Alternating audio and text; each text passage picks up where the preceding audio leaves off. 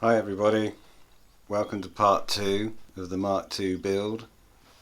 This one's the DIY budget headliner. Let me meet you up on the roof and I'll explain my cunning plan.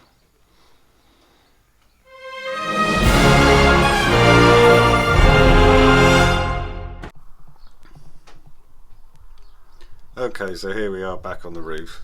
I showed you in part 1 how we flush this in, and it's had a first fill and just sanded back, and we've got the rough shape, but that's not why we're looking at it now. I gave this headliner quite a bit of thought, and the only way I could think of even attempting it was to make a more modern style one piece, like pop in affair. So I was thinking about what to use and whether to use, flexible plastic or cardboard or, thin plywood or whatever, but you keep coming up against the shape is so rounded that it's going to fight you all the way. I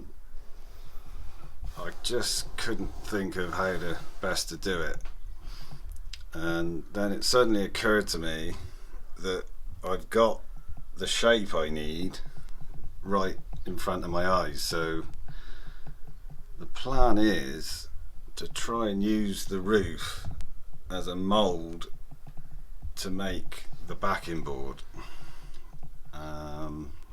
So to that end, in preparation, obviously, like I say, we've got the basic shape now, and I've deliberately left it all dusty. To start off with, I've taken some newspaper and painted one side of it. So what we've got is just gloss painted on one side, and again I've covered it in dust so it doesn't stick. So the very loose plan is to lay these on, use some PVA glue and get it all really nice tucked into the corners.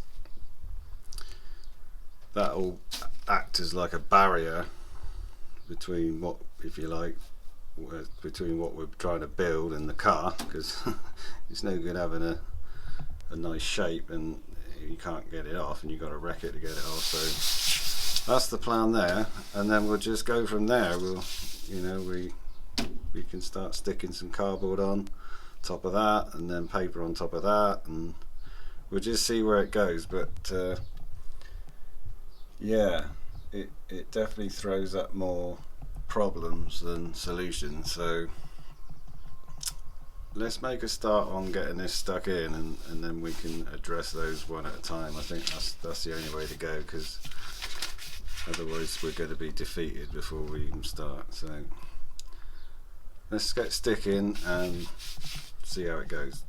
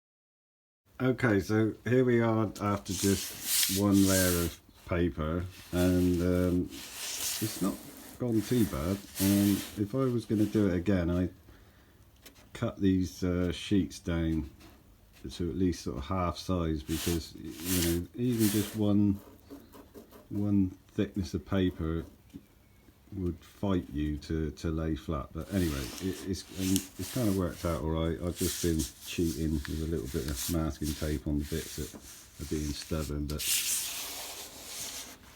it's achieved what I wanted it to achieve anyway. It's got the basic shape. Bearing in mind that this is pretty much sacrificial in some respects.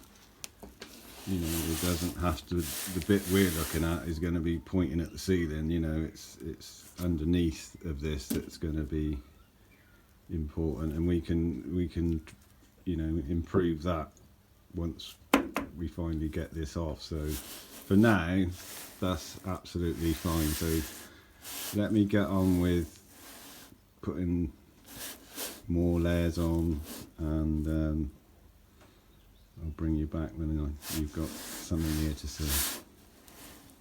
Okay, so I'm just finishing off the cardboard layer on the roof, and the biggest trouble I'm having is, I say, even though this is only thin, like cereal box cardboard, still having trouble getting it to lay flat.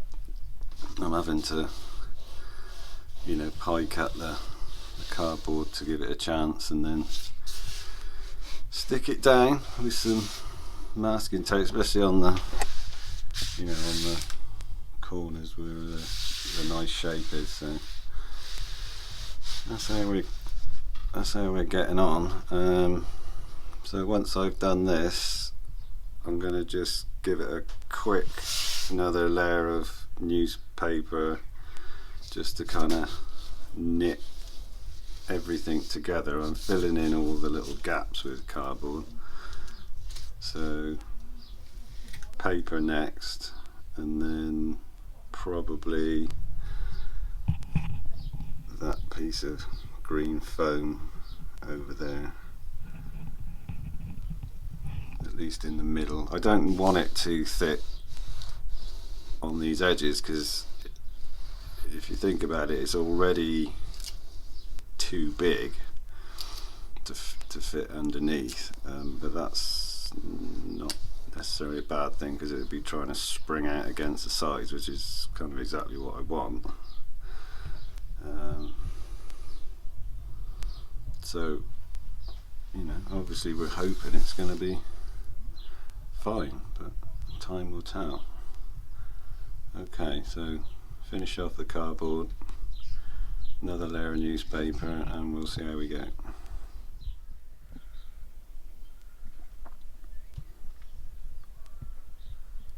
Okay, so I've gone ahead and stuck the foam down on top of the cardboard, and even with a couple of coats of PVA glue, it became immediately apparent that it didn't have enough rigidity to hold its shape.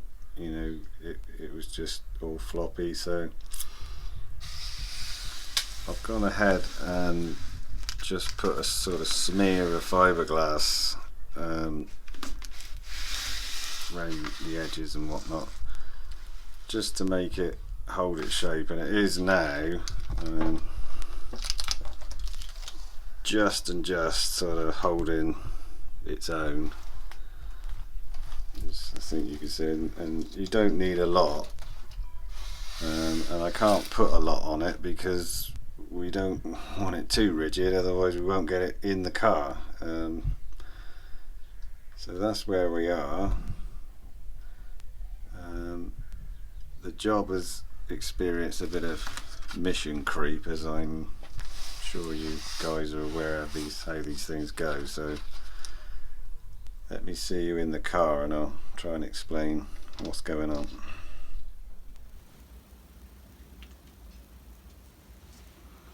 So before I could finalise my decision about how to fit my headliner in here, I wanted to know how they done it in the factory. So what I found out is, along the top here there would have been a rubber strip, and you can see there's little holes where they tacked it in. That's what they stapled the original cloth headline into, and then these lower holes is the fixings for the wood trim, which come through from the other side and hold the trim in place. So, armed with that knowledge, the trim goes in that position there. I've drawn these two lines. The bottom one represents the bottom of the rebate which they put in on the wood trim to allow for the rubber strip. The top line represents the top of the piece of wooden trim itself. So from my point of view, if I want to do something similar to the factory and curl the edge of the headliner in and down, I've got that sweet spot in the middle where I can screw and fix it, and I know that the wooden trim is going to cover it. So that's really all I needed to know. Now obviously it's too early days to know if I'm even going to be able to do that, but at least I know where and what direction to head it if I can, because obviously it'd be nice to do something at least similar to what they did.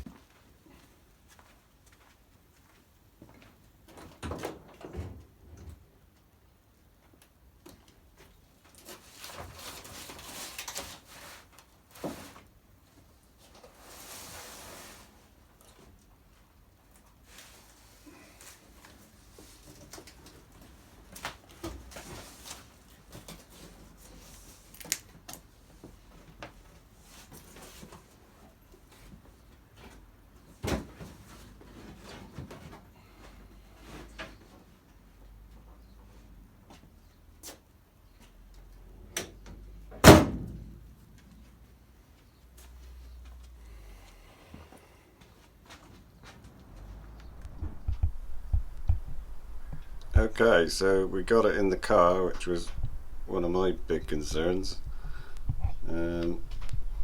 Like I say, it's only got just enough structure to hold its shape, but I think the problem would be if you did carry on going with the fiberglass and you never get it into the car. So now it's in, I can fit it up in position and strengthen it in the shape it's going to eventually be, which is probably better anyway. So I'll bring you back when we flipped it over and got it up on the roof.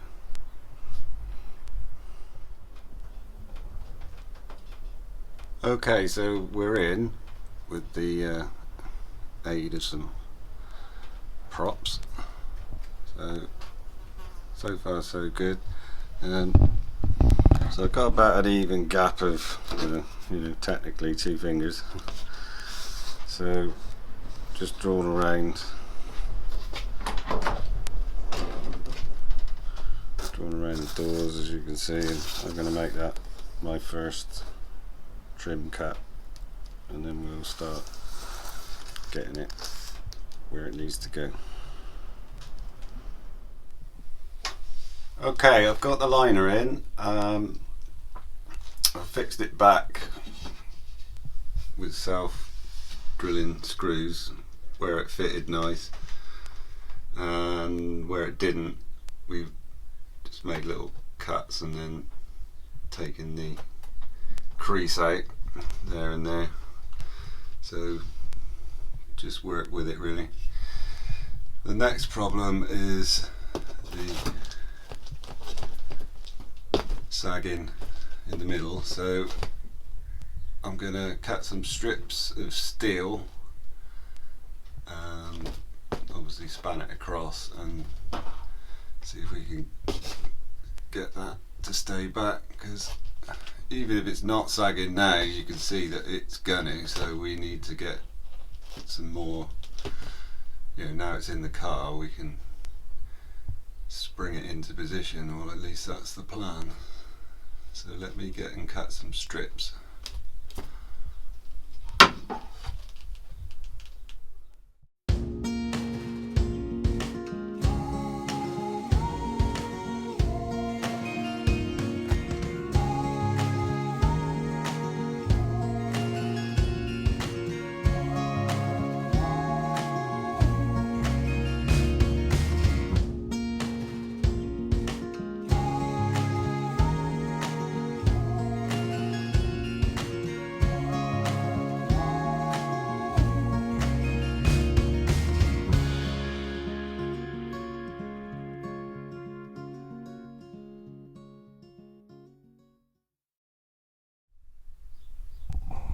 Okay, so before I get too far ahead, I thought I'd show you the process I'm using. So it starts off with the strip cut and held up with the props, starting obviously from one side, and then the next stage is to fiberglass in between the props. So we got a bit there, you can see there, and then as the props move forward you can fiberglass where the props were, and then you end up hopefully with the whole thing stuck in place and staying put.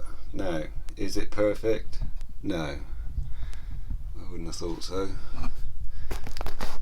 It's holding its own at the moment. Obviously time will tell with heat and whatnot whether it stays put, but it's kind of working out, but very time consuming. I'm trying to remember to remove you know, the dust and you know, that I deliberately put on to stop it sticking, so to make sure that the fiberglass sticks well. So you know, there's lots of, with the cutting of the strip and the propping it up and the cleaning and the mixing of the fiberglass, it's quite a time consuming process, but not got a lot of choice other than to go through it, and then I mean, I've done, this will be the third, definitely need a fourth, maybe even a fifth, so still plenty to do, probably not even halfway there yet. Let me go and stick this bit up and cut another strip.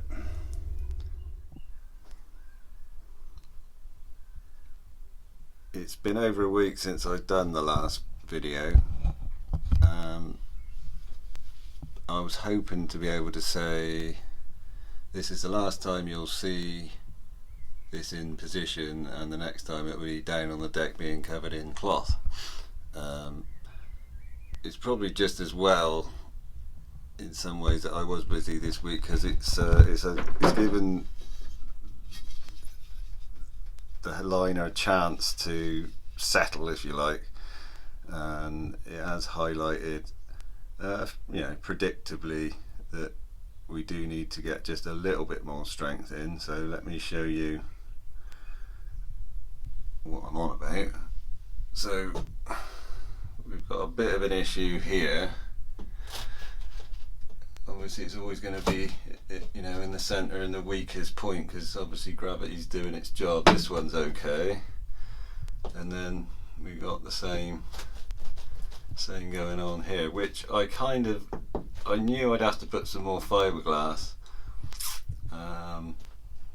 as long as this held up, but I put a bit more fiberglass in, you know, for belt and braces, but I still feel that that's just, we're nearly there, but we just need a little bit more.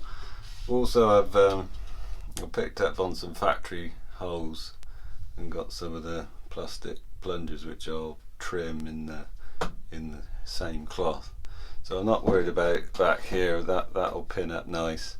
At the front I've gone from just a sort of any old raggedy edge to an absolute definite point where I'm gonna trim too. So I've sorted out all this and marked the holes for the mirror, for the visors. So it's all good, it's all coming on. So basically, long story short, what I've come up with for this extra little bit of support is basically this idea. So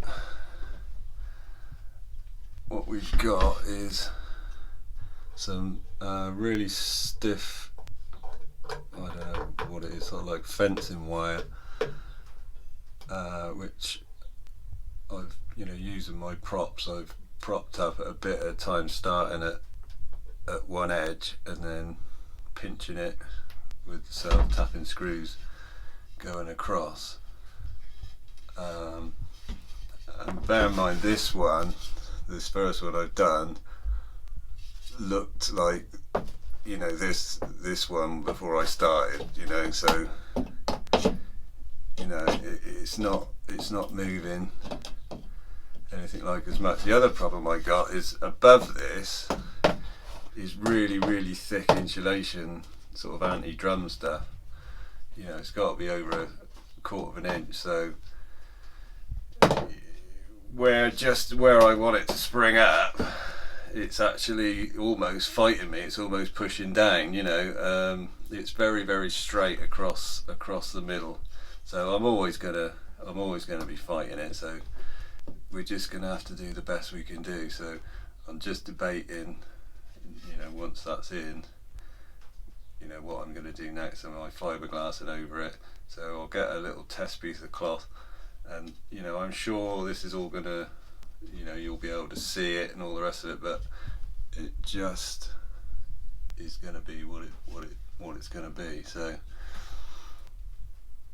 we shall carry on. I'm gonna put another one at the back and another one here, which will also obviously generally help this one, because this one will drag in a bit of strength from that one, and that one will drag in a bit of strength from this one, and so on and so on. So hopefully that'll be the last of the prep.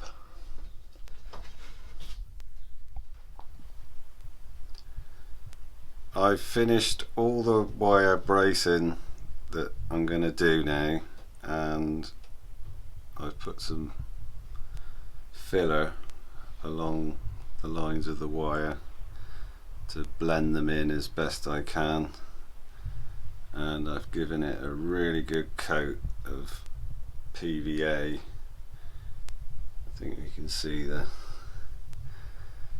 pools of it here. I've really ladled it on over the wire just to aid that transition, and it's it's really nice and smooth now. So I'm hoping that foam backed headlining material will kind of just float over there, and it won't be too much of a big deal.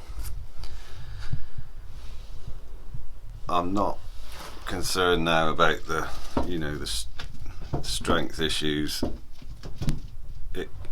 Whatever it is, it can't be more rigid than this, because the last problem really with this whole deal is getting it in position. We've got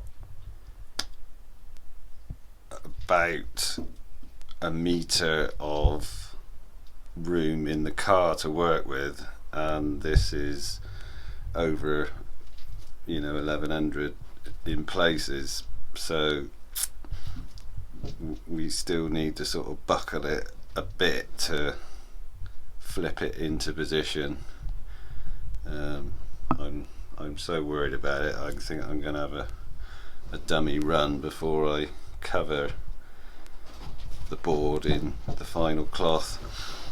The trouble is, once it's got, I know the cloth I've got, that sort of modern foam stuff, you just touch it and it dents and creases.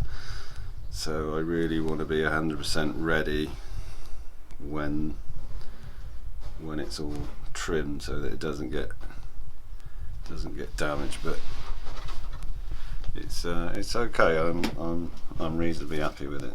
So next time you see it, it should be all covered.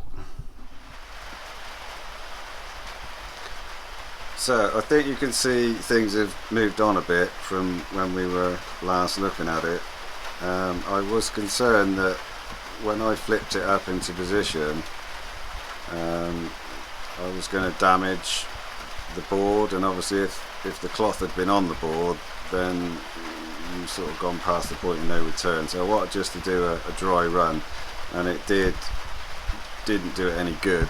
It kind of got some damage in a couple of places, which was no problem because I hadn't trimmed it. But so I was forced really to get it into this sweet spot and then trim it in this position, which wasn't in my initial plan, but it is what it is. So I went ahead and put my headlining foam back cloth on, and that went okay, but because I didn't do a test glue, it bled through in quite a few places. So I had to think about it. We had some options. One was just screw it out and chuck it in the bin, which is possibly still an option, but I've went ahead and bought some new material, some just really thin stuff, and I'm gonna use this material as the foam backing and as practice, if you like, and then we'll go ahead and put the new stuff on and see if that cures the problem. This is the reason I'm not showing me doing trimming, because trust me, you do not want me teaching you how to trim. I just haven't got any experience really, so best I just bumble along and make the mistakes and report them to you than you watching and getting into any bad habits. So let's come back when we've got some of the new material on, and we'll see how that goes.